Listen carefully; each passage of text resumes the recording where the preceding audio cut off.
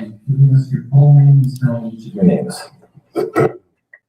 Brandon Williams. Good afternoon, guys. You're listening to the victim impact statements in the George Floyd case.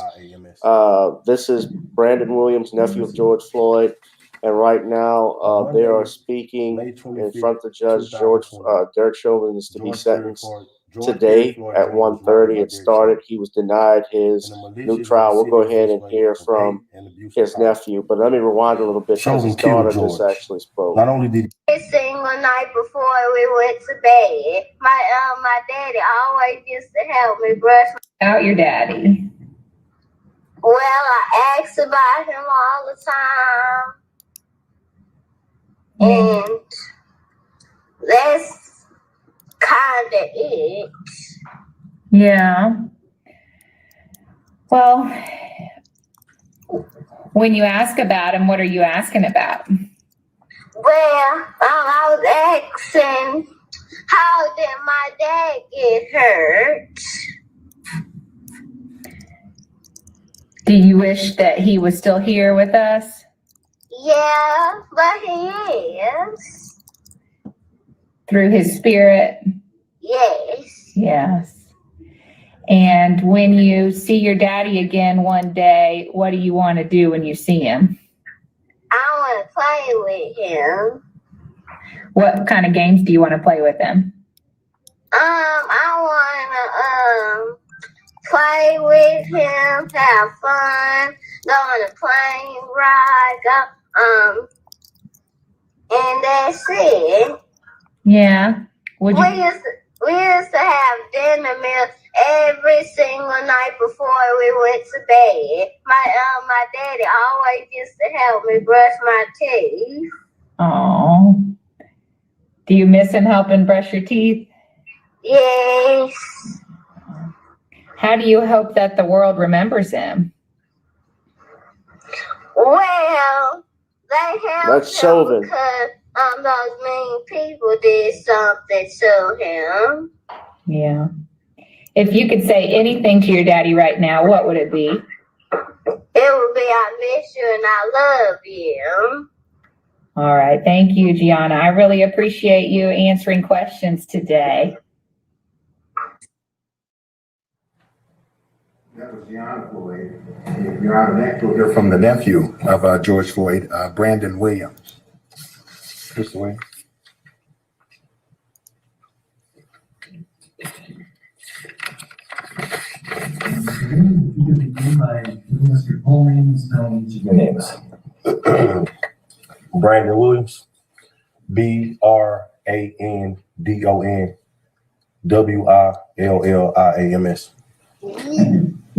You may proceed. On Monday, May 25th, 2020, George Perry Floyd Jr. was murdered by Derrick Chauvin in a malicious and insidious display of hate and abuse of power. Chauvin killed George. Not only did he kill George, but he also displayed a total lack of consideration for human life as he did so. You saw it, I saw it, and millions of people across the country and the globe witnessed the act of hate. A year and 1 month later, I stand there before you tasked with the duty of expressing how George's death has impacted me personally and the rest of our family. As I racked my brain and thought about what I could say today, I came to this conclusion. It is humanly impossible for me to stand here and convey or articulate the right words that would capture all that we are feeling and what we have felt over this period. So please bear with me as I attempt the impossible. The sudden murder of George has forever traumatized us. You may see us cry, but the full extent of our pain and trauma will never be seen with the naked eye. The heartbreak and hurt goes far beyond any number of tears we could ever cry. Words simply cannot express the pain, anguish, and suffering that our family and friends have endured since George's murder. It has been truly unimaginable, but not as nearly unimaginable as the defendant's decision to take the life of a human being with no regard for the effect it may have on others. Although Chauvin will be sentenced today and spend time in prison, he will have the luxury of seeing his family again, talking to him, and he will likely get to spend time with them upon his release. These are all luxuries that my young cousin Gianna was robbed of when Chauvin made the active decision to kill our father. There will be no more birthday parties, no graduations, holiday gatherings, or other family celebrations. The laughter, hugs, guidance, advice, sense of security, and those opportunities to simply say I love you are forever gone. They say time heals all, and while I generally believe that saying, it's challenging to do so given these unfathomable set of circumstances. Before I conclude, I must highlight a few things. George's murder, this trial, and everything in between has been tragic and devastating. Our family is forever broken. And one thing we cannot get back is George Floyd. It is the request of my family that the maximum penalty for the crime for which the defendant was convicted be imposed. On behalf of my family, friends, community, and supporters, I wish to express my sincerest gratitude for allowing us opportunities of expression. Thank you. Thank you, sir.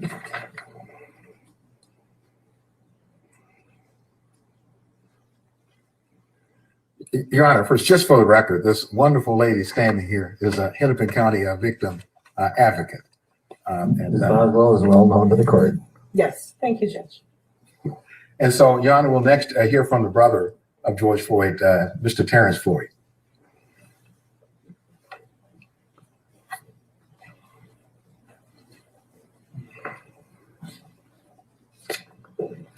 And Mr. Floyd, if you could state your full name, spelling each of your names. Yes. Terrence Floyd. That's Terrence, Floyd, Floyd. Go ahead.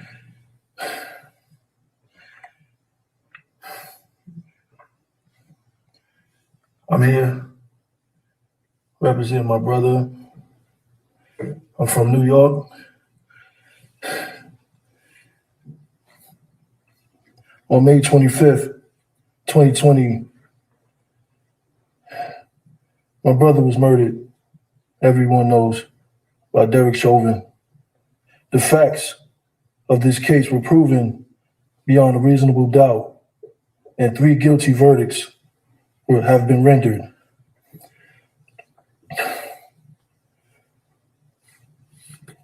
This situation has really affected me and my family.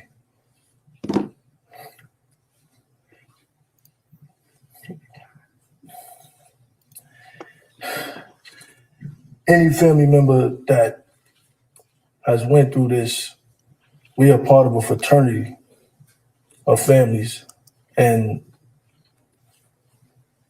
it's not one of those, fraternities that you enjoy. Concerned, Chauvin. I just, over this last year and months, I actually talked to a few people, and I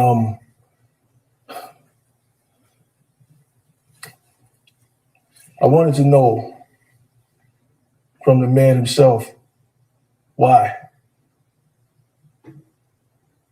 What were you thinking? What was going through your head when you had your knee on my brother's neck? Why when you knew that he posed no threat anymore, he was handcuffed, why you didn't at least get up? Why you stayed there?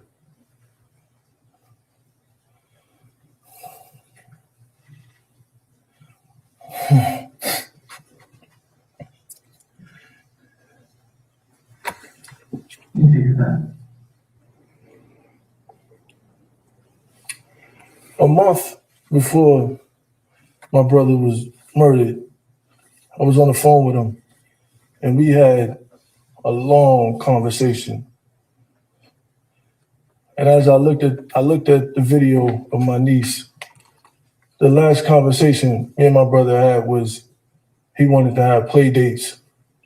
He wanted to plan play dates with Gianna and my daughter. And we started setting it up. That can't happen. And I have to, my daughter's still young, but I still have to explain to her, because this is history. This is a case everybody knows about. So she's gonna find out, and I'm gonna have to explain that to her.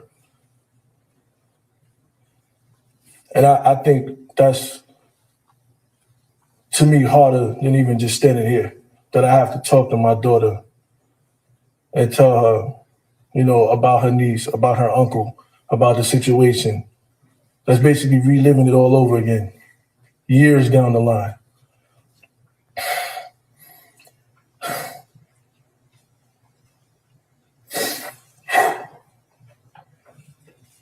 I'm here on behalf of my family, on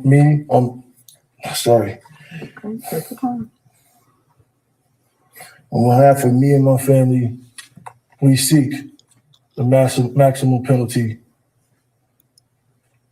We don't want to see no more slaps on the wrist. We've been through that already. In my community, in my culture, we've been through that already. Smacked on the wrist. No. Because if it was us, if the roles was reversed, there wouldn't be no case. It would have been open and shut. We'd have been under the jail for murdering somebody. Staying on code. So we asked for that same penalty for Derrick Chauvin. Thank you. Thank you, sir.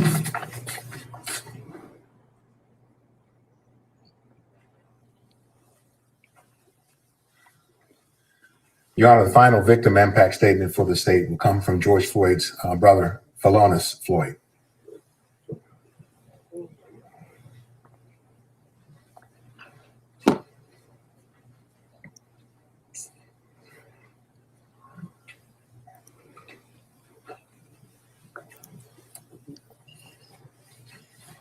And sir, if you could begin by giving us your full name and spell each of your names. And I have permitted you to use your phone because you have notes on it. Is that correct?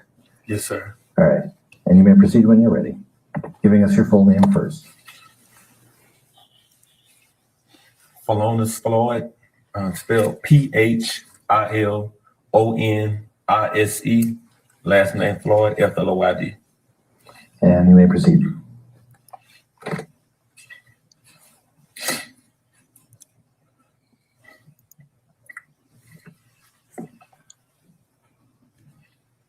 One year ago, May 25th, my brother George was murdered by Derrick Chauvin and his co-defendants in broad daylight with a knee to his neck for 9 minutes and 29 seconds.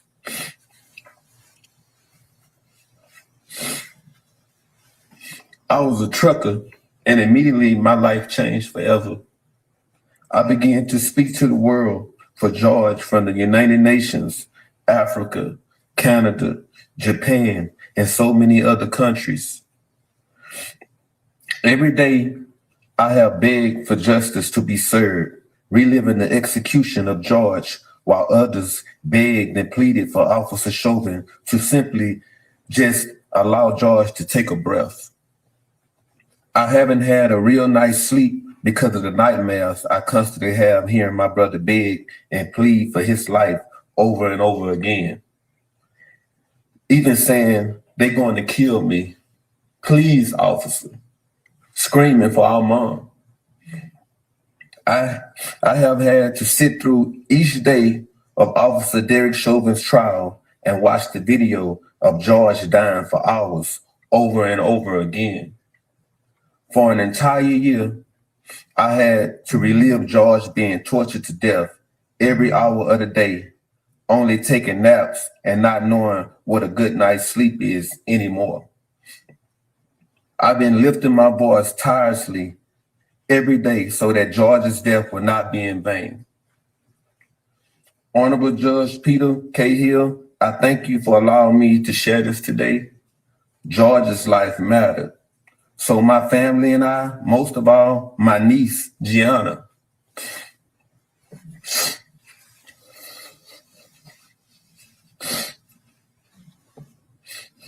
My niece, Gianna, she needs closure. I'm asking that you please find it suitable to give Officer Chauvin the maximum sentence possible, charge that he has been found guilty for.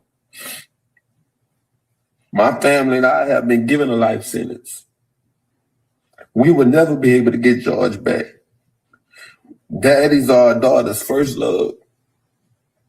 He would never be able to walk Gianna down the aisle at her wedding, attend those magical moments of her life like a daddy-daughter dance, sweet 16 party, seeing her out for prom graduations, and she would never be able to have any personal memories with her father.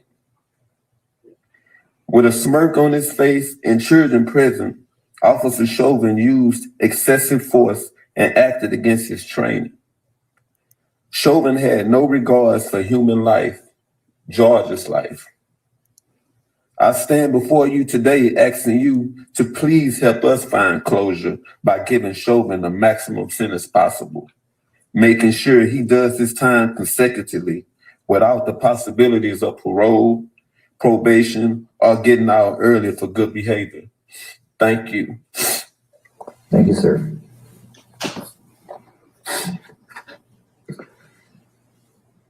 Mr. Frank.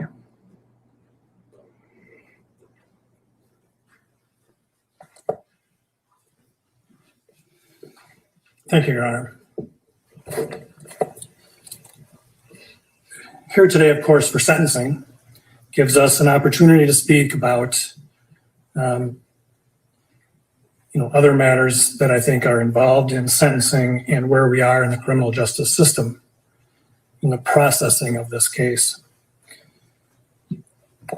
As a member of an elected office representing the people of the state of Minnesota, as well as the people of the local community, I want to say a couple of things. And first of all, I want to really thank some of the police officers in the Minneapolis Police Department who, under great pressure, great stress, and to some extent at peril to their occupations, what they've devoted their life to, stuck to their oath and their commitment as police officers to speak openly and honestly about policing and the training that is given and received by police officers. Those officers didn't hide behind a blue wall. They came forward, they told this court and those jurors what they knew about training and responsibility.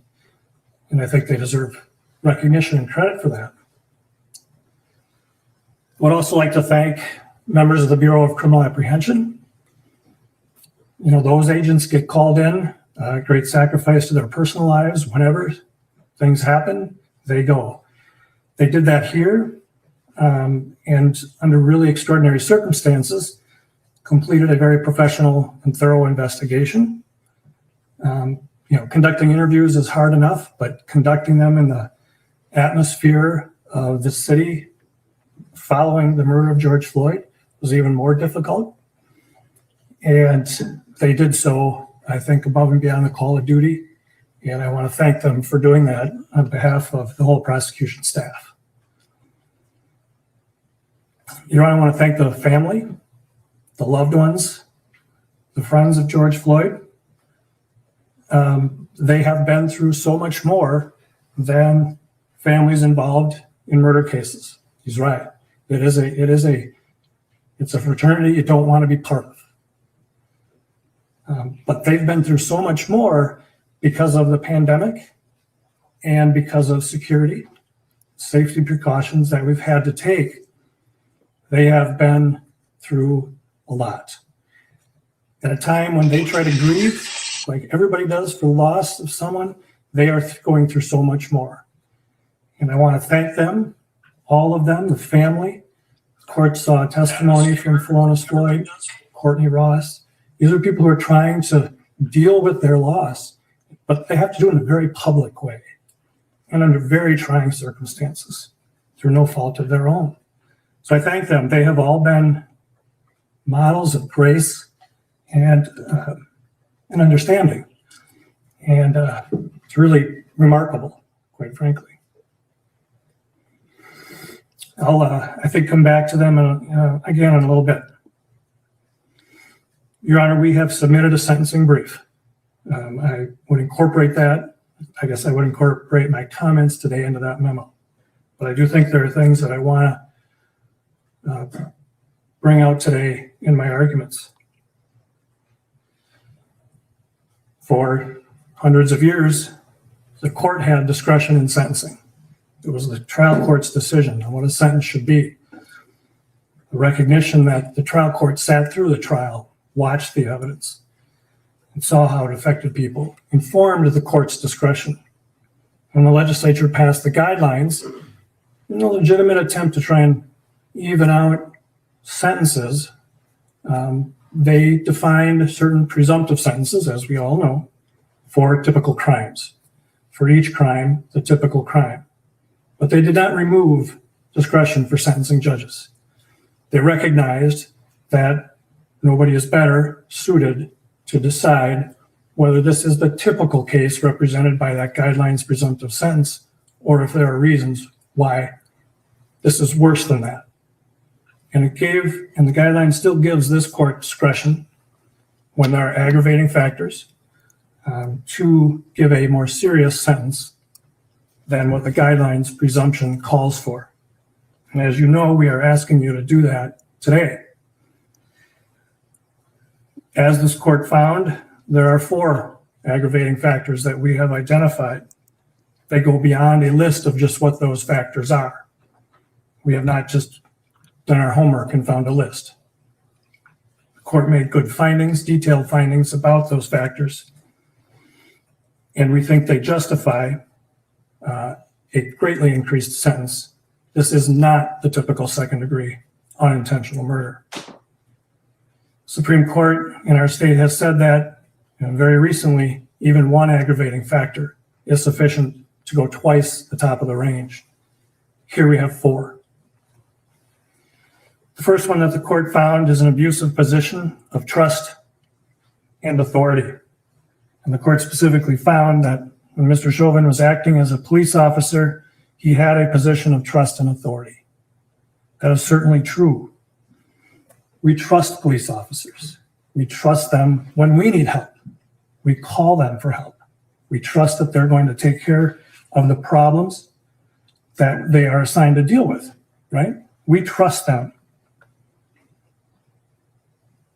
We also give them great authority. We give them great power. We give them power to use force that individuals would be prosecuted for using, right? We give them authority to arrest, to detain. And with great power, of course, comes great responsibility. So they're not sent out there by themselves to do this. They're given substantial training. This court saw all of that through the trial in general and in specific to Mr. Chauvin and the other 3 officers. They're given training on the use of force, the proportional use of force. The force used has to be warranted by the threat. They're given training on de-escalation because we recognize that police officers are called in when people are not having their best day, when people might be affected by mental illness, drug abuse, any number of issues. They're just having a bad day, and they're trained for that and should be. And they're taught how to use that to de-escalate and control a situation. They're taught medical intervention. They're taught to provide medical attention to people who need it. Being a police officer is a difficult job. We ask a lot of them. It's a profession, there's no doubt about it. But we give them a substantial amount of training, and most officers do it right. This case wasn't about police officers, all police officers. It wasn't about policing. This case was about Derrick Chauvin disregarding all that training he received and assaulting Mr. Floyd until he suffocated to death. One of the things that you heard, Your Honor, and the jurors heard that can really encapsulate, I think, a very important issue here. 7 words: in your custody is in your care. And it's a real simple mantra. It's a real easy thing to remember. You're going to take custody of somebody, You have to provide care. You have to do it in a caring way. You can't simply disregard their care. Mr. Chauvin abused his position of trust and authority as a police officer by doing just that, just disregarding all his training. It was an abuse of that because what did he decide to do? We often are forced in this, criminal justice system to infer people's state of mind by their conduct and their statements. What was Derrick Chauvin's end game here? What was the plan? Seems apparent the plan was hold him down until we can dump him in an ambulance and no longer have him be our problem. You recall he said to Charles McMillan, he's a big guy, might be on something. That's it. He held Mr. Floyd down as Mr. Floyd begged for his life. He had the other officers help in that regard. And rather than doing the simple expedient of putting him on his side, he said, yeah, He was dismissive to that duty of care.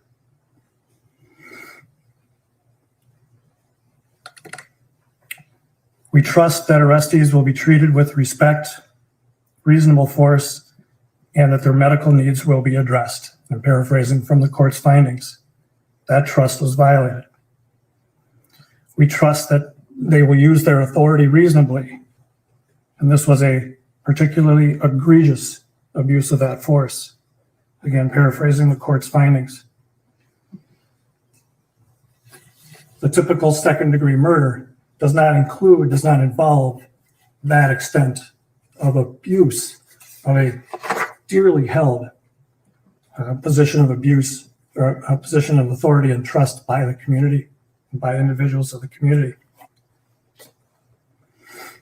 Your Honor found that Mr. Floyd was treated by Mr. Chauvin with particular cruelty. I think tortured is the right word. We know that, we've all seen it. Mr. Floyd did not want to be in the back seat. That's it. That's the rub. It was the need to get him in that back seat no matter what. And we all saw that once he was pulled out of that back seat, he calmed right down, even willingly went down to the ground. I'm going down, he said. And he went down to the ground, not fighting, not punching. And he was placed initially on his side. He's already handcuffed. He's placed on his side in the recovery position, like he should be, because he's trying to breathe. And then quickly placed prone on the ground, face down. Mr. Chauvin put his left knee on George Floyd's neck, his right knee on George Floyd's back, face down on the pavement. Had Officer King sit on Mr. Floyd's waist area and had Officer Lane hold his feet down. You can even see Mr. Floyd trying to pull his feet up. We all are going to fight to breathe. Everybody knows that fear when you all of a sudden realize you're having trouble breathing. It's just innate, right? We want to survive. We know we have to breathe. And there's an automatic reaction when you begin to feel like that is threatened. And you can see Mr. Floyd going through that. He tries to pull his feet up. But he's held down by these three officers while Officer Tao is looking on. He later, of course, goes to keep the people who want to help away. He's placed face down on this pavement so harshly that it rubs the skin off his face. He has injuries to his face from being face down on that pavement. He has injuries to his knuckles from just trying to lift himself up. And he's telling Officer Chauvin, I can't breathe. I'm dying. And Mr. Chauvin's response was, And all this time, imagine what Mr. Floyd is going through. If we're going to talk about particular cruelty and torture, really try to appreciate what he's going through. He knows he's suffocating. We all know that feeling of not being able to breathe enough. and he's begging, he's pleading, and he's being ignored. His concerns are being dismissed by somebody who has taken custody but not care. He was kept in that prone position for 9.5 minutes and was suffocated. There's no other way to say it. That's particularly cruel. That is more cruel than a typical second-degree unintentional murder. Significantly more. This is not a momentary gunshot, punch to the face. This is 9.5 minutes of cruelty to a man who was helpless and just begging for his life. This court found that there were children present, standing only a few feet from these officers. These children, who were ages 17 and one child age 9. Why is that an aggravating factor? Well, I think everybody can figure that out. Right? It's particularly bad to commit a crime in front of children. We've heard a lot of academia about, the development of the young brain and how long it can take. And here you got a couple of teenage girls, a 9-year-old girl. How are they going to process this? Standing feet from a man being suffocated by police officers. Such a stark sight that one of the children even says, we got to call the police on the police. How do you process that as a 9-year-old?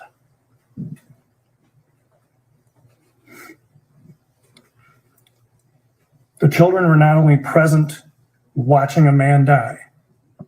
We've all seen, if you haven't, you really need to. Look at George Floyd's face. As he's dying, he's suffering. The children have to watch this. But not only that, police officers, and there are people around them wanting to help. And at one point, and sure, they got upset. At one point, Mr. Chauvin points his mace, grabs his mace to keep him back. How does a child look at that? There's another officer screaming at them to get back. The typical second-degree unintentional murder doesn't involve children standing feet away watching a 9.5 minute suffocation of a man begging for his life.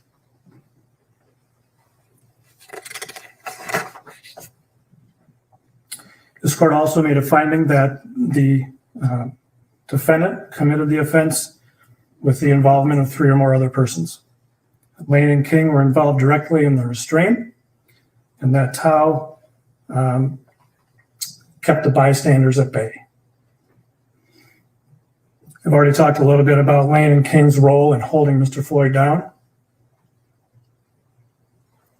They recognized that he was pulseless, that Mr. Floyd was pulseless at one point, and yet really made no effort to take care of the person in their custody. Officer Tao watched most of the suffocation and then only went over to keep people from giving help. One person who is identified as a medical trained firefighter for the city of Minneapolis, and that was dismissed. Like, are we going to believe her? So they kept trained medical people from providing help. These were all uniformed peace officers, adding to that abuse of trust and authority. I know the defense has asked the court for probation. I'm not going to spend a lot of time arguing that. It's so outside of the realm of, I think, real possibility. This is a murder. I understand some of the arguments made on behalf of Mr. Chauvin. I understand.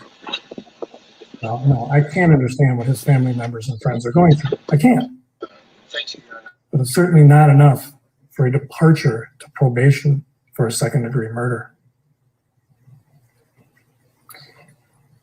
We believe, Your Honor, that these 4 aggravating factors the findings that the court has made certainly justify an upward departure because there are 4 of them, not standing alone, but in a sense, not overlapping, but coming together to show this is not the typical second-degree murder. This is egregious.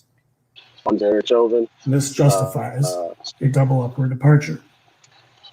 From the top of the box, which is 180 months, we're asking the court to do a double departure, recognizing all four factors to 360 months. As I mentioned before, Your Honor, this is sentencing. This is the time for victims, right?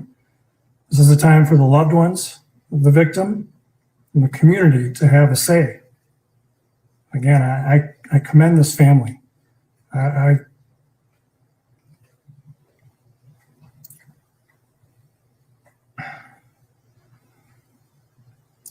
commend all of the loved ones, the friends, the people that have been involved in this case for tolerating and being gracious. None of this, of course, can bring George Floyd back. That's very true. But this is the time for our criminal justice system to say, we hear you. This is the time for their criminal justice system to say, we recognize that this harm you're going through is real.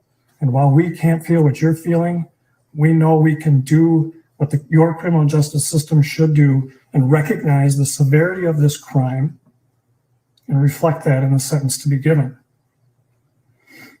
It's time for this criminal justice system to say, we recognize this is more serious than the typical second-degree unintentional murder. The four reasons the court found reflect that and give this court more than an adequate basis to do that. Your Honor, we ask the court to impose a sentence of 360 months, commitment to the Commissioner of Corrections. As you know, Your Honor, there are no fines in murder cases. And we would ask the court just to reserve the issue of restitution. We can clarify that with the family and present that to the court for 30 days. Thank you, Your Honor. Anything further from the state? Sorry, Your Honor. Okay. Mr. Nelson. I'm sorry. Mr. Blackwell? Sorry, I just,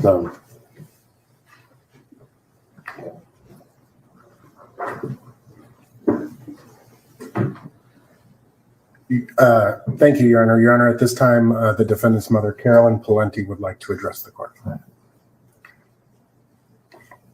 If you could state your full name, spelling each of your names, and proceed when you're ready. Carolyn, Carolyn, Palenti, Pawlenty. I am the mother of Derrick Chauvin. I am here to speak on behalf of my entire family. On November 25th, 2020, not only did Derrick's life change forever, but so did mine and my family's. Derrick devoted 19 years of his life to the Minneapolis Police Department. It has been difficult for me to hear and read what the media, public, and prosecution team believe Derrick to be an aggressive, heartless, and uncaring person. I can tell you that is far from the truth. My son's identity has also been reduced to that as a racist. I want this court to know that none of these things are true and that my son is a good man. Derrick always dedicated his life and time to the police department. Even on his days off, he would call in to see if they needed help. Derrick is a quiet, thoughtful, honorable, and selfless man. He has a big heart, and he always has put others before his own. The public will never know the loving and caring man he is, but his family does. Even though I have not spoken publicly, I have always supported him 100% and always will. Derrick has played over and over in his head the events of that day. I've seen the toll it has taken on him. I believe a lengthy sentence will not serve Derrick well. When you sentence my son, you will also be sentencing me.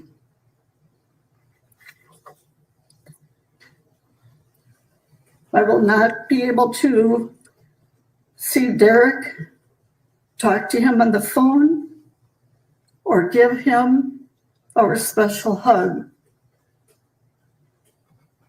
Plus the fact that when he is released, his father and I most likely will not be here. Victim impact, public interest, as well as the circumstances and the history of the defendant. And in this, more than any other. Derrick, my happiest moment is when I gave birth to you.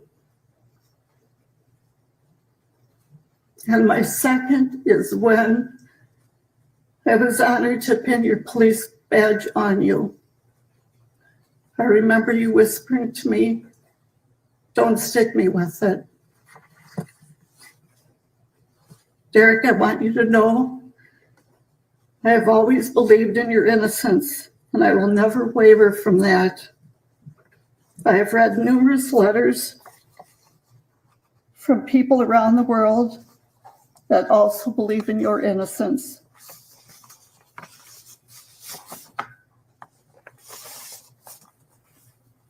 No matter where you go, where you are, I will always be there to visit you.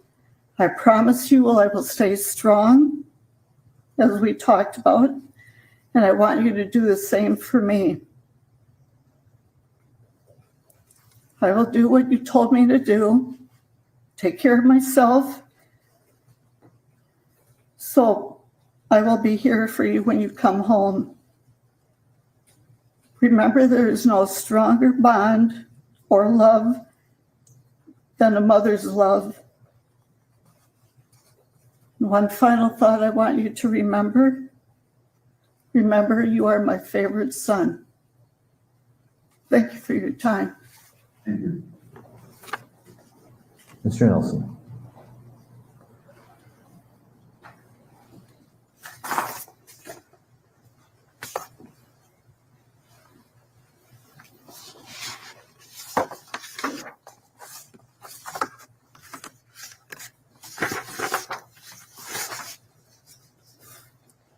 Thank you very much, Your Honor.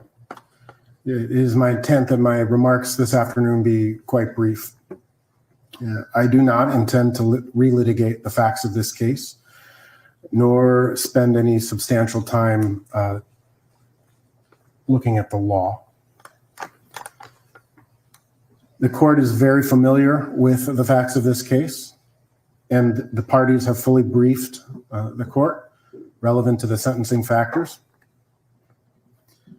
And we recognize that in any case, any sentencing that comes before the court is tasked with a difficult job. The court must craft a sentence that serves the interests of justice, a rather nebulous term. The court must take into consideration the victim impact, public interest, as well as the circumstances and the history of the defendant. And in this case, more than any other, that likely any of us have ever been involved in, that task is exceedingly more difficult.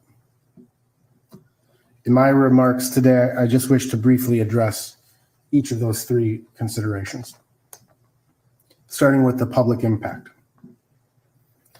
As I believe we are all cognizant of, this case is at the epicenter of a cultural and political divide. We tried to keep a lot of that out of the courtroom during the trial and make this case about the facts. But we recognize what has happened as a result of this case. There are a great number of people who will view any sentence you pronounce as overly lenient and insufficient to satisfy justice.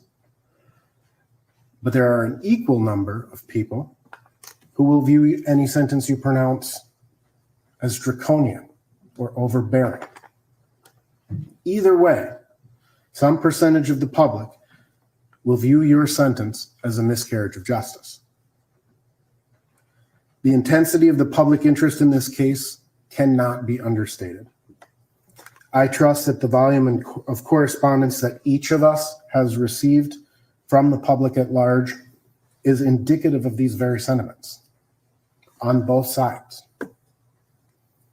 As I was informed just yesterday, the Attorney General's office established a website, web submission to accept community impact statements.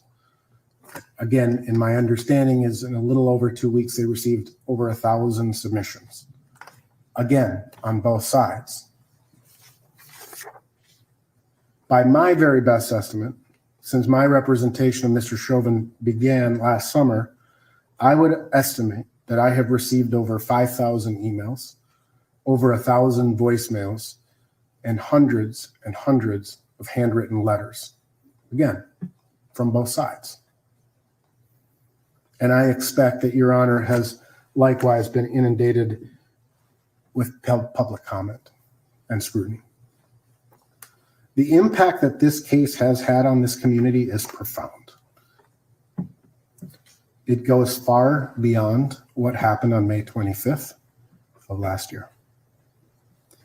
It has been at the forefront of our national consciousness, and it has weaved its way into nearly every facet of our lives, from the entertainment that we consume to the presidential politics, from protests to conspiracy theories. In the end, it is my sincere hope that when this proverbial dust settles, the community impact brings forth principled debate and civil public discourse, and ultimately leaves a positive effect on the city of Minneapolis, the state of Minnesota, and the United States.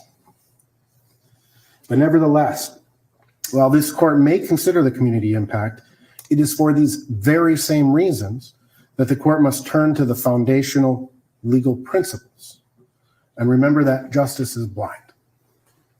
Law is built on reason and common sense, and it cannot be permitted to be assailed by public opinion.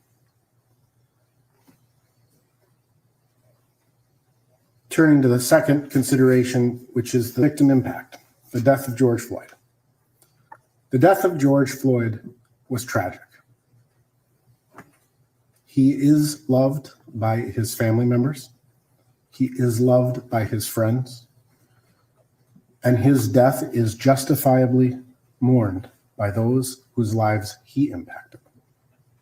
He is a son, a brother, a father, an uncle, and a friend to many. And as the court heard today, the impact and the loss of his life, simply just, it can't be simplified. And it will take time. Finally, Your Honor, the court must take into consideration, just like it has to take into consideration the aggravating factors, it needs to take into consideration the mitigating factors. And the mitigating factors as set forth by the sentencing guidelines really point to the TROG analysis, essentially, ultimately in this case. We're not going to spend a lot of time, again, arguing for a probationary sentence. That's briefed. But that being said, when we look at the TROG factors, who is Derrick Chauvin? Derrick Chauvin spent 19 years as a Minneapolis police officer. He loved being a police officer. I was contacted during the course of my representation and have had numerous conversations with his fellow police officers that worked with Derrick, some retired, some still active. And they told me that he was a solid police officer, that he did his job, that if somebody asked him to do a particular task, he never complained, he did it. One person told me that if One of his sergeants told me that if I had asked him to dig a ditch for 8 hours, he would have picked up a shovel and he would have never complained for a second. He would have done his job. He was decorated as a police officer, multiple life-saving awards. He was decorated for valor. He was proud to be a police officer because what he liked to do was help people. And as the statistics show, the vast majority of police work is helping people. He was proud to be a Minneapolis police officer.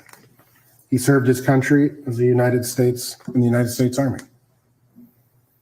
And he too is a son, and a brother, and a father, and a friend. He too, his life, the life he's lived, he's not coming into this as a career criminal with 6 points, 5 points, 4 points. He's coming into this never having violated the law because he lived an honorable life and he attempted to live an honorable life. Derrick Chauvin was not even scheduled to work on May 25th, 2020. He volunteered because there was short staffing at the time. I know from numerous conversations that I've had with Derrick that his brain is littered with what ifs. What if I just had not agreed to go in that day? What if things had gone differently? What if I never responded to that call? What if, what if, what if? The truth of the matter is, and the end result is that we are here after a jury verdict, finding him guilty of these offenses. And the court's consideration should not only be focused on the aggravating factors, but the mitigating factors as well. The Minnesota Sentencing Guidelines Commission was established for a reason. And yes, the court in circumstances like these has discretion to go beyond and aggravate a sentence beyond the presumptive sentences established by the sentencing guidelines. But the sentencing guidelines don't differentiate between second-degree murders. Someone robs a liquor store, a police officer is involved in an incident, and a person dies in police custody. The law presumes, the legislature presumes that the sentencing guidelines as established is a sufficient penalty for all of the second-degree murder categories or cases you would see. From 2019 back to 2010, a total of 90 people were sentenced for second-degree murder. Those sentences, those people, there were more than that, but people who had a 0 criminal history score, more than 90 people were sentenced. 67%, or 60 of those 90 people, received a guideline sentence of 150 months.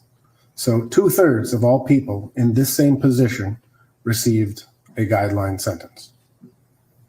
20% received an aggravated sentence, 18 of the 90, and 13% or 12 individuals were granted mitigated departures.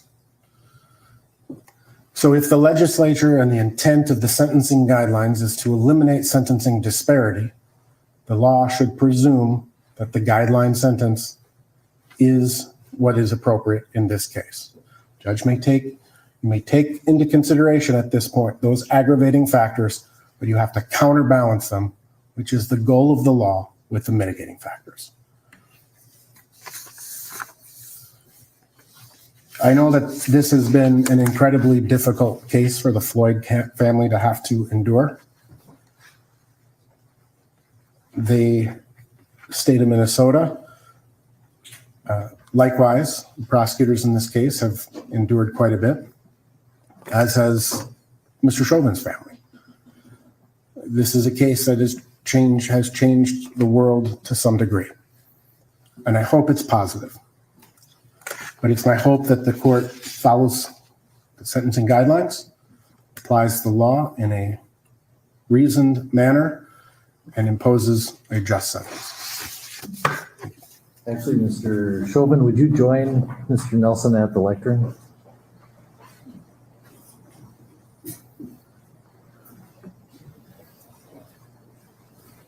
Mr. Chauvin, this is your opportunity if you wish to give any input to the court. And so I turn it over to you and your attorney. Thank you, Your Honor. At this time, due to some additional legal matters at hand, I'm not able to give a full formal statement at this time. But very briefly, though, I do want to give my condolences to the Floyd family. There's going to be some other information in the future that would be of interest. And I hope things will give you some peace of mind. Thank you. And I'll note that I did read your comments in the pre-sentence investigation as well. Thank you. All right, we are going to take a 15-minute recess so that I can complete the sentencing order based on what I've heard today. And let's reconvene at 2:45. We're in recess.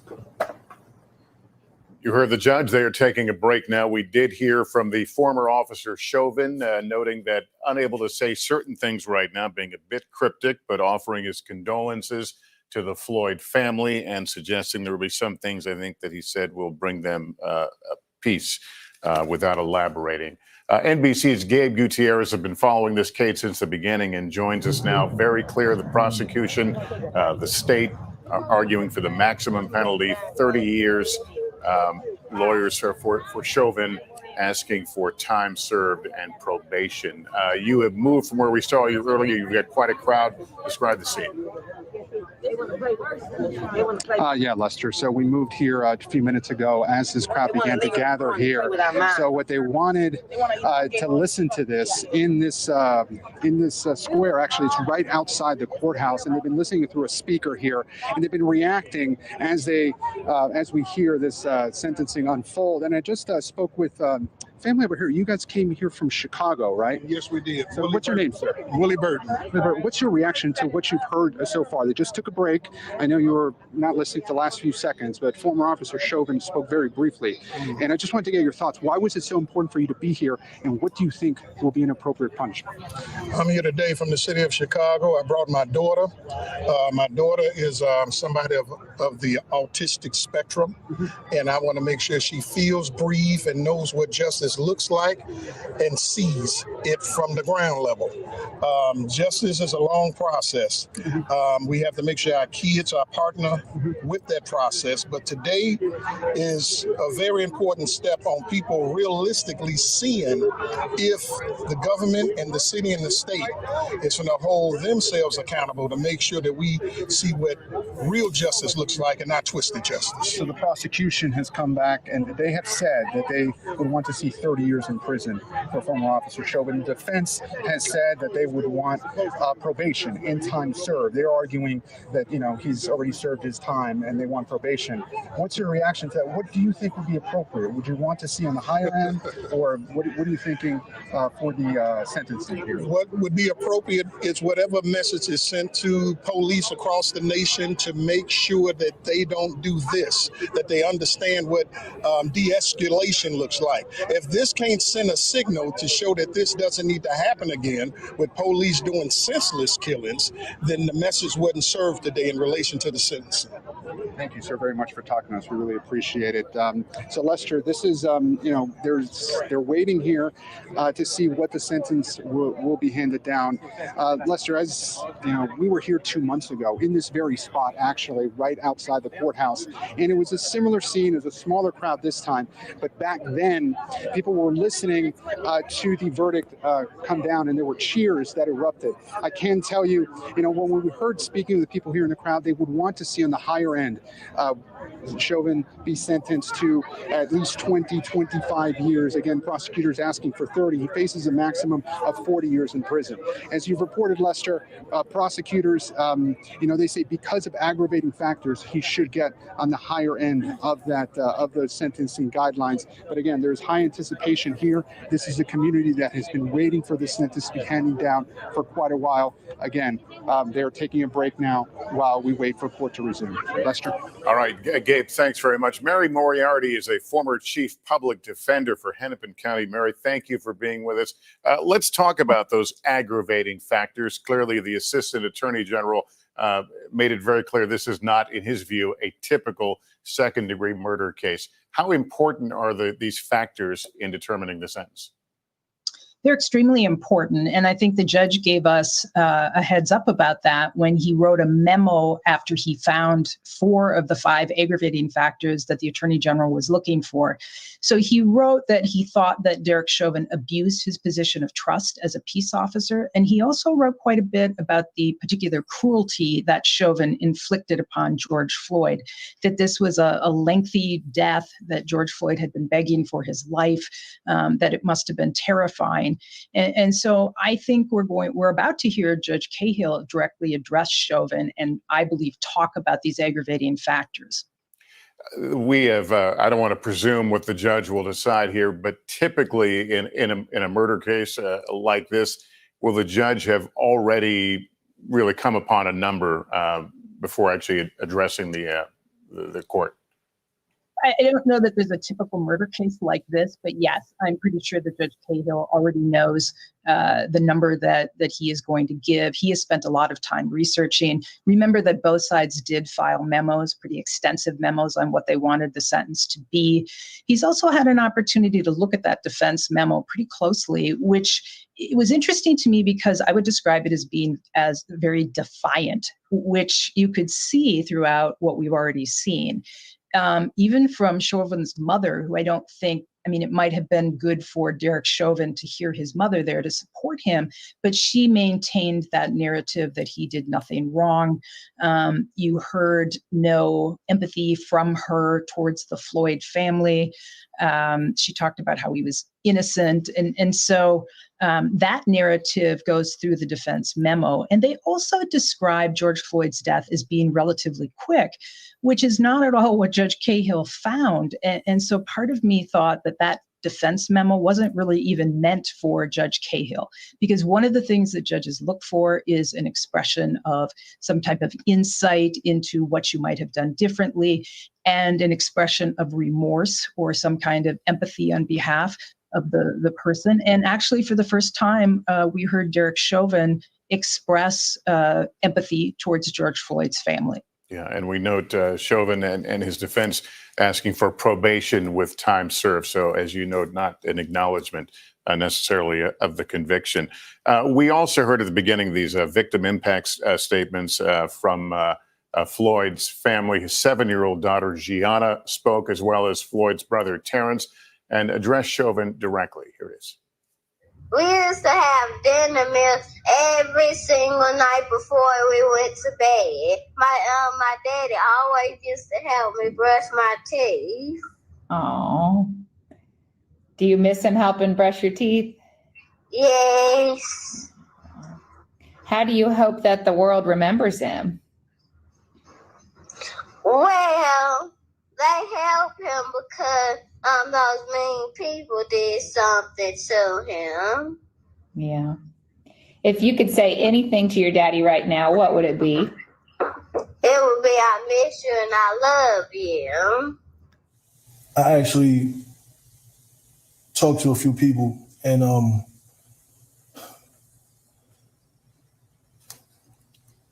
I wanted to know from the man himself, why?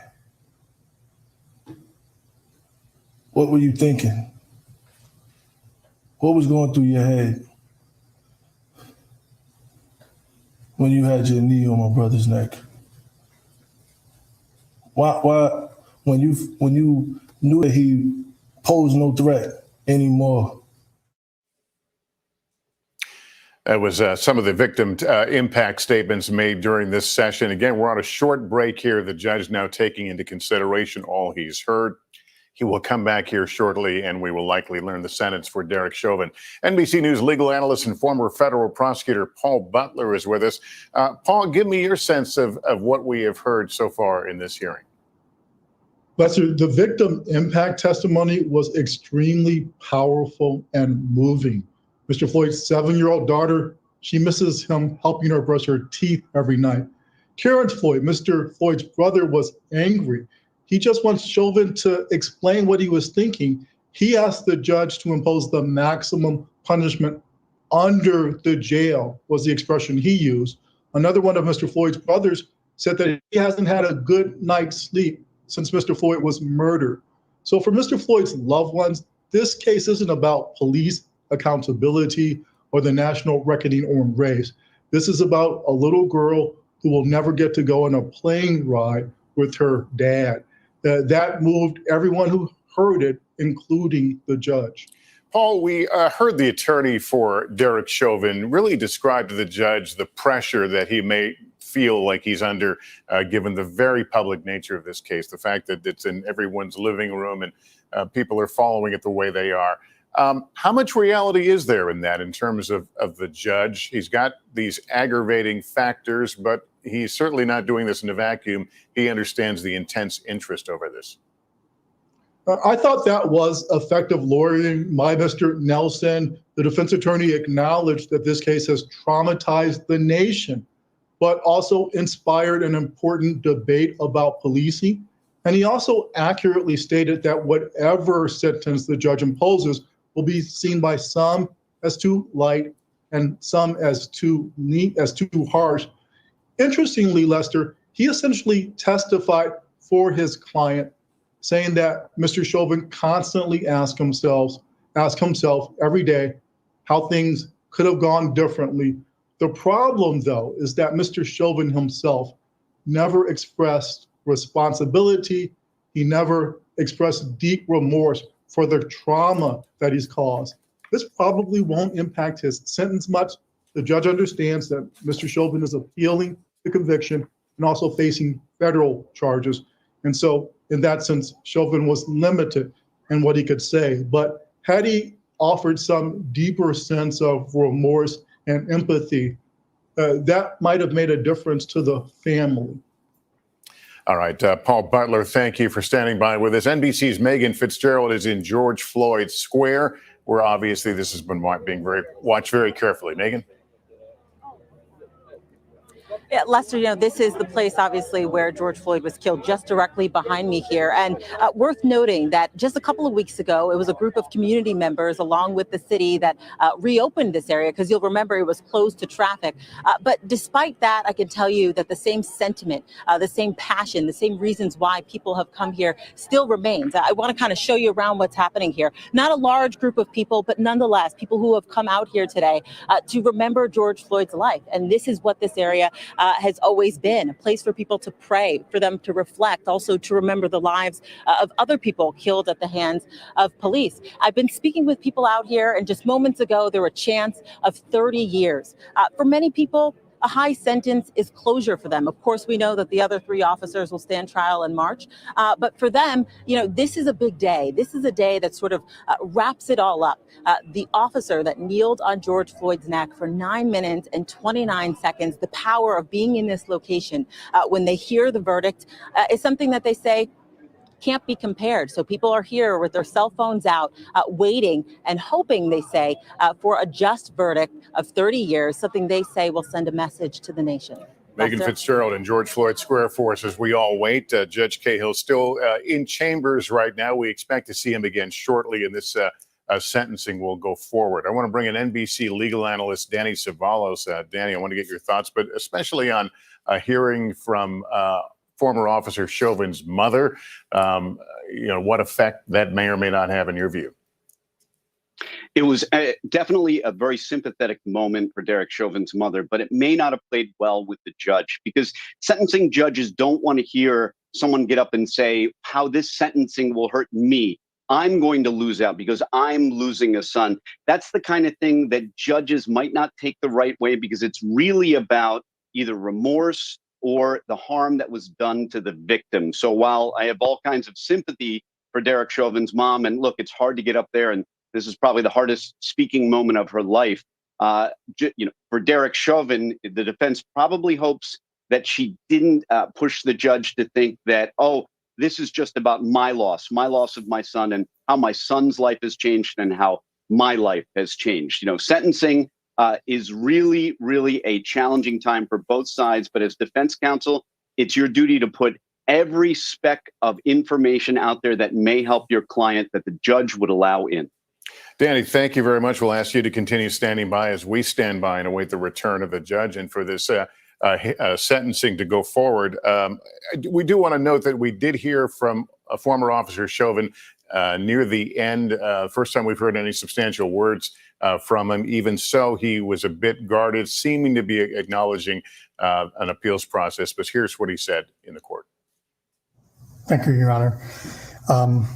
At this time, due to some additional legal matters at hand, I'm not able to give a full formal statement at this time. But very briefly, though, I do want to give my condolences to the Floyd family. There's going to be some other information in the future that would be of interest, and I hope things will give you some peace of mind. Thank you. And again, Derrick Chauvin in the courtroom just a few minutes ago before the judge retired to consider what he's heard this early part of the day and announce his final sentence against Chauvin.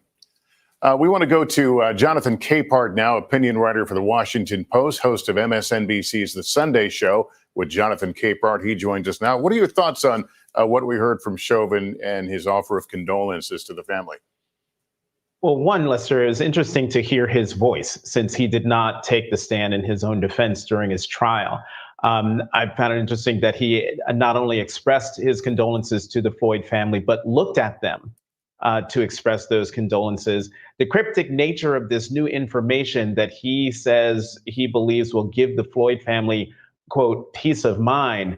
I'm curious to know what that is, because given the impact statements from the two Floyd nephew and the two brothers, I don't see what could possibly come out that would bring them any kind of peace of mind. I believe it was Philonis Floyd who said, quote, my family and I have been handed a life sentence, which I found interesting, especially after Derrick Chauvin's mother, Carolyn Palenti, said in her statement, when you sentence to the judge, when you sentence my son, you will be sentencing me.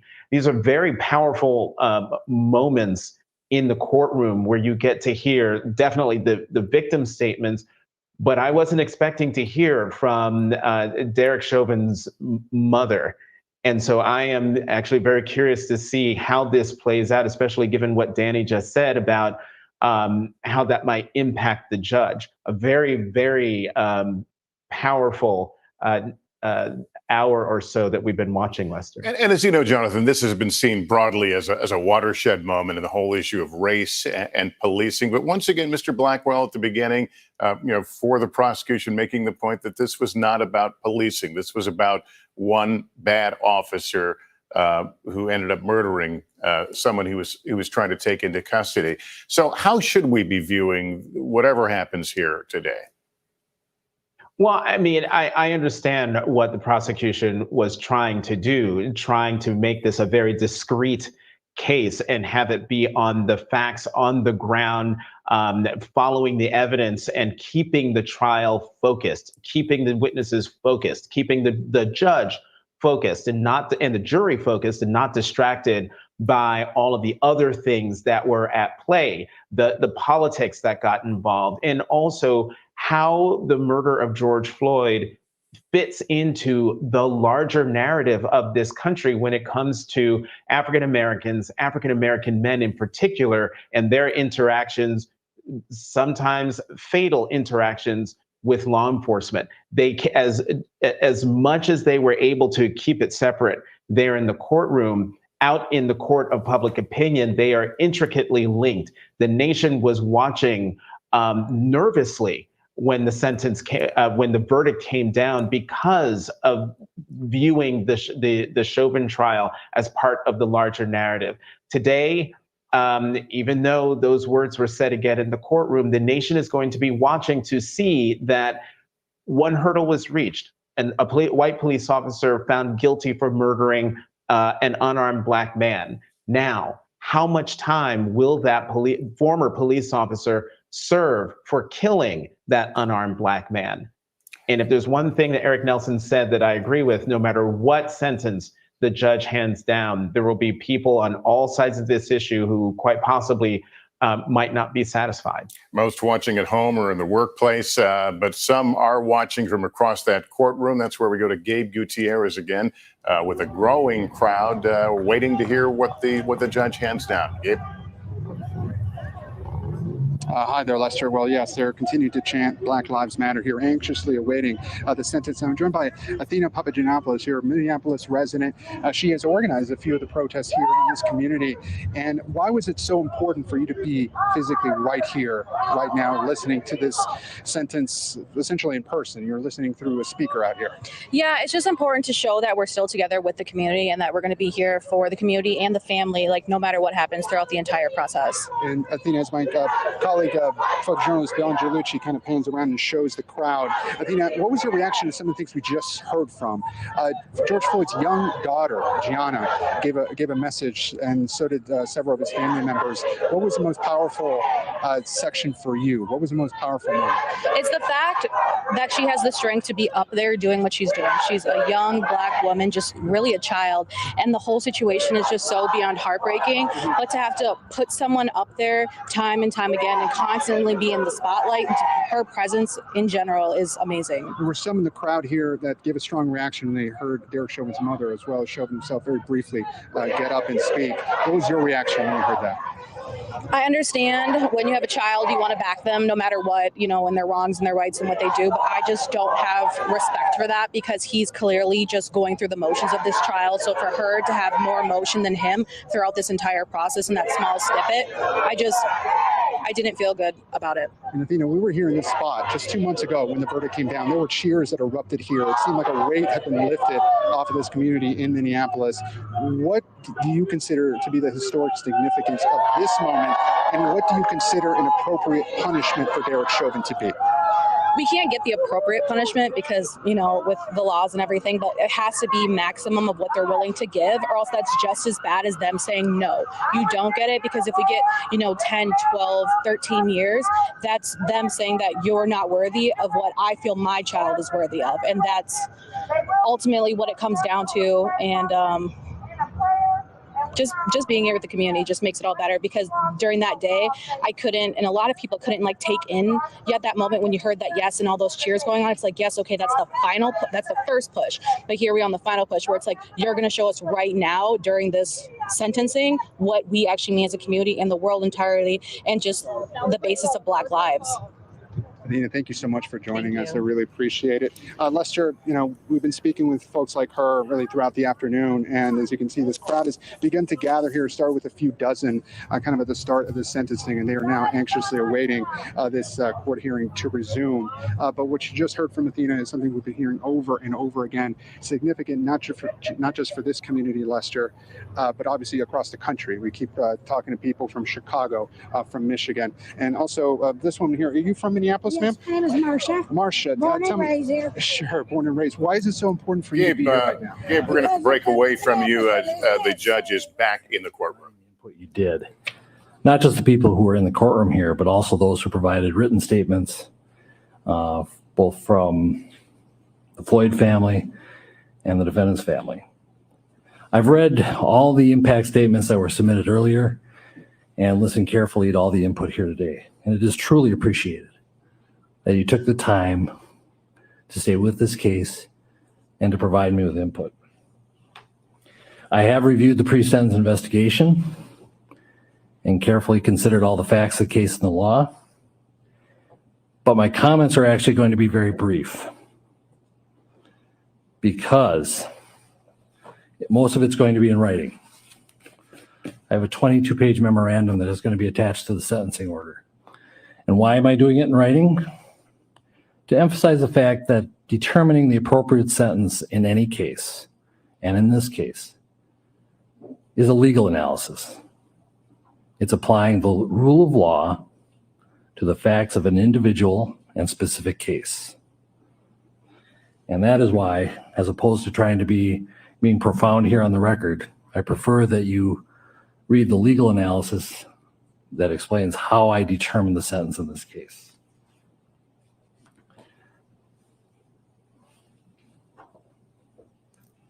What the case is, or what the sentence is not based on, is emotion or sympathy. But at the same time, I want to acknowledge the deep and tremendous pain that all the families are feeling, especially the Floyd family. You have our sympathies. And I acknowledge and hear the pain that you are feeling. I acknowledge the pain not only of those in this courtroom, but the Floyd family who are outside this courtroom and other members of the community.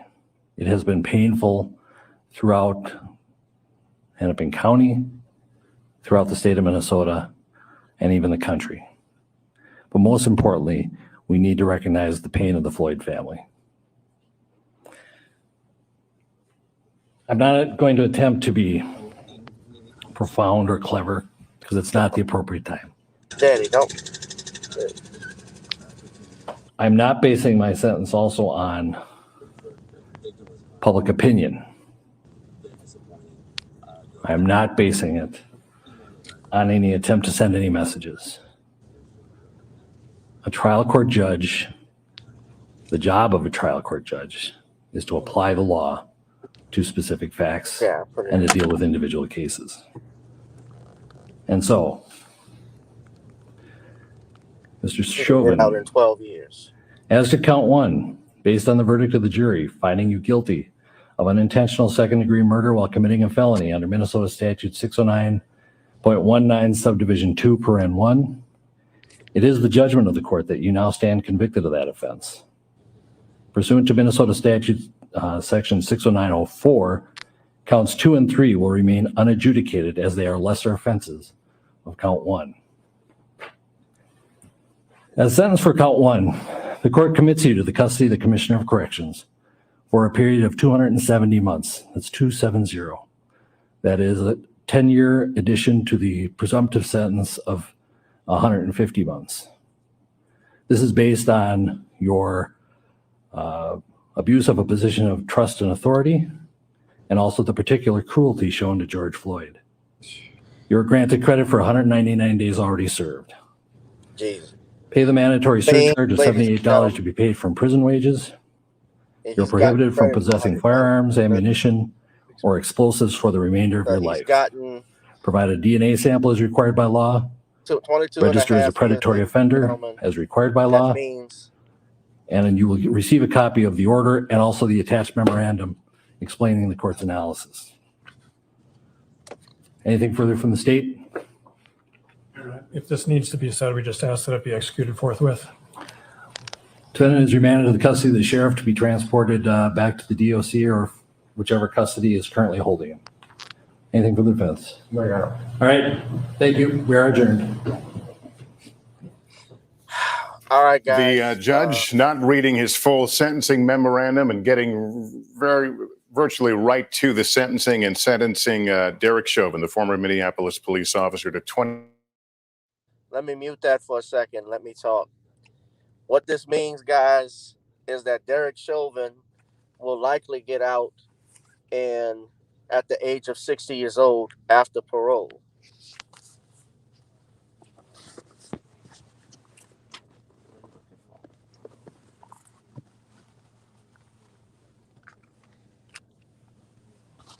I had told you. I had said, do not be surprised if they go with a light sentence. Everybody was cheering and hooping and hollering when he was found guilty. I said, it is not over with. sentence handed down to Derrick Chauvin. That is 10 years more than the recommended guidelines. You just heard what the judge had to say. What's your immediate reaction? I'm taking this as a win for my community right now. We needed this. It could have gone just so far left that there was no coming back. He said, that he's not doing this, for the public, but he knew he really, really had to. It just had to be done this way. And I'm really thankful, so thankful for my community in the world and just showing that we can't go on like this.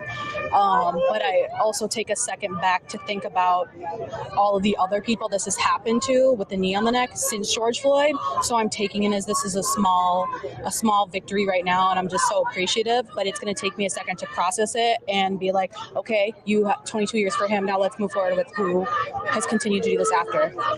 Thank you very much, Athena. I really appreciate you talking to Lester. And I was just starting to speak with the Minneapolis resident right before the hearing came back. And ma'am, I'm tired of this. A lot of people are. Yeah, 22 and a half years, ma'am. That's what they just gave him. So the word is trickling out here, Lester. Ma'am, what's your immediate reaction? Derrick Chauvin sentenced to 22 and a half years in prison. Maybe he set an example out of other dirty cops here. It's good that it's bad what he did, but he's not shot other black men here. They say he has no criminal charges, which is true, but the police won't they didn't charge him for it. I'm about to y'all can't even understand what they're saying. Let me remove. They always got to go find the Negroes that'll talk, that'll say something stupid, that can't talk. Excuse me, that's Pops there. Pops was driving me. I had to go pick up something from court. That's why I'm out here, y'all. Let's hear what he's got to say. 22 and a half years. We just spoke with this gentleman from Chicago. What's your reaction? Guilty was served. I don't think that that's enough time to send the message that needs to be sent to say that justice is trying to work for people of color. It's a dent, but we still feel empty today. We feel empty because it still feels like twisted justice in which we're all so accustomed to, but we did get a guilty and then we did get time, but we just feel void today. It still feels void. Thank you very much, sir. So, Lester, again, some conflicting feelings here. Some folks, you may be able to hear somebody behind me. There's a bit of anger here that they wanted more. Certainly, many people in this community, they had wanted the maximum, up to 40 years. Legal experts, of course, said that wasn't likely. Prosecutors asked for 30 years. So, again, 22 and a half years for Derrick Chauvin on that second-degree murder charge. A mixed reaction so far. Some people saying it was enough. So they wanted more than 20 at least. Others, as you can hear in the distance, perhaps there is some anger. They wanted more, Lester. So we're continuing to grab to get reaction here as this crowd continues to grow. But we're now going to send that back to you, Lester. All right, Gabe, thanks very much. 22 and a half years. That would put Mr. Chauvin at 67 when he is released from prison. Let's go to Paul Butler right now. Paul, is this in the neighborhood of where you thought the judge might come down in this case? It's actually higher, Lester. The judge essentially threw the book at Mr. Chauvin. 22 years, that's a new precedent in Minnesota. The only other officer to be convicted of murder in that state got 12 and a half years. So the judge said his sentence was about legal analysis, not about emotion or sympathy. And he specifically said he was not trying to send a message. But make no mistake, this case will impact other officers. This is a tough sentence. Mr. Chauvin will not see the light of day for decades. And hopefully that will impact how other officers approach their jobs, knowing that when they violate their badge, abuse the public trust in the way that Mr. Chauvin did, there will be serious consequences. All right, Paul Butler, thank you for being part of our coverage. That concludes our breaking news coverage of the sentencing of Derrick Chauvin for the murder of George Floyd. We'll have much more, of course, when I see you back here for NBC Nightly News. For now, I'm Lester Holt in New York. Good day, everyone.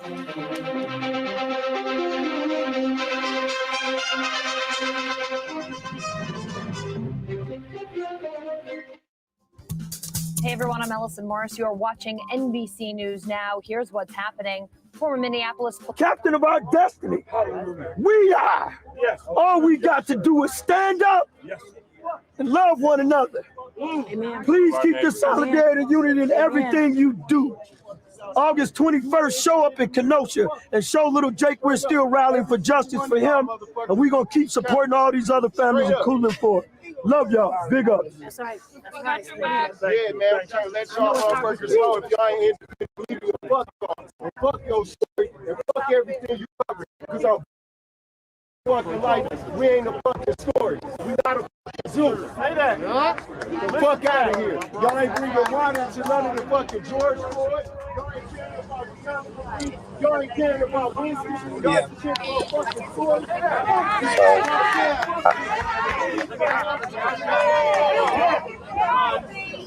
You need a new person. What do you want to do? Empty your life. We ordered some food now, y'all. So it gets better. It's an only temporary thing. What's your name? Y'all say hello. Media, straight the fuck up. I'm black every fucking section. This man is speaking the truth. This is not a fucking story. We're not zoo exhibits. We're not fucking animals. I fought American justice more than anyone else. Customers suck, except us. My name is Nicholas Floyd. I fought American justice. Let's go, Colorado. The highest city. This is just temporary. Start your own now. Yeah. This man is speaking the truth. American corporate media will not cover it. All right, so of course you listen. If you listen to CNN, they're going on the leftist track. I mean, what do y'all think, man? I certainly thought he should have gotten more. But a judge can't be swayed by emotions. That's true, very true too. But this was a flat-out murder that took place. He showed no remorse for what he did. That's all they do, and they're the fucking animals. They're the beast. Gave that and all you fucking corporate media, walk heard. Away from this. I dedicated my life to this fight for justice, and none of these fucking corporate media. So, what did y'all think? People are upset. Anyone in corporate media cover the most thorough research documented of American injustice? Will anyone cover one goddamn media? I can prove to the chief, international chief of police. And now we got the fucking police.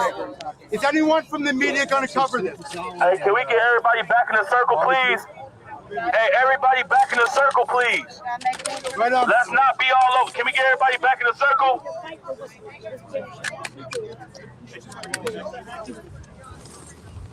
Hey, can we get everybody back in the circle, please? Can we get everybody back? Y'all all hear me talk, but ain't nobody coming back in the circle.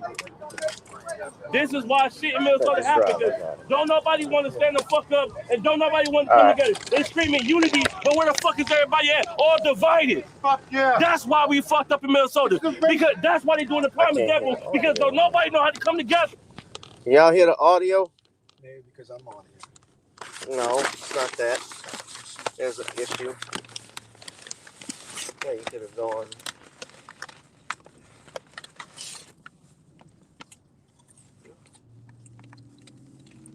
All you have to do was go under there. What? All you have to do was go out there and go back up.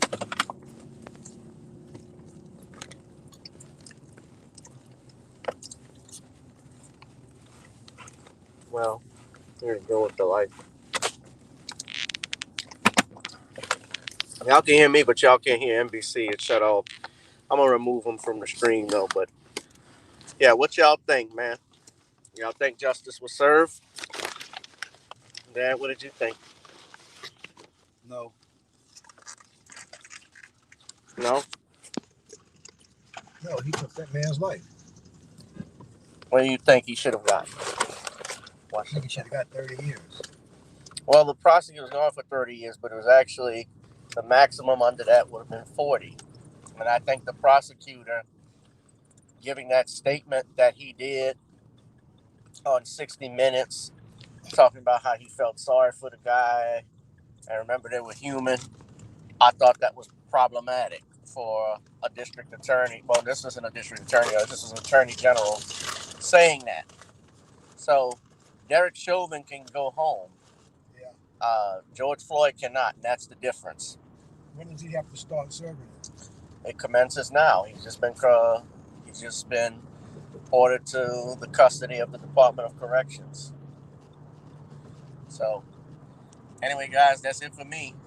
Y'all, there's been another edition of Gavin Reshaw Presents, a special edition.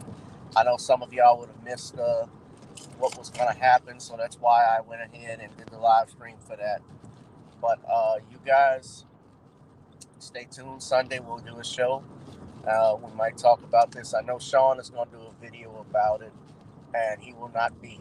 I'm pretty sure he's not happy at the verdict. A lot of people are. I'm going to call in on the Judge Joe Brown show in a little bit later to talk about it too. So y'all tune in. Valerie, produced by Valerie Denise Jones. All right. Talk to y'all later. Peace.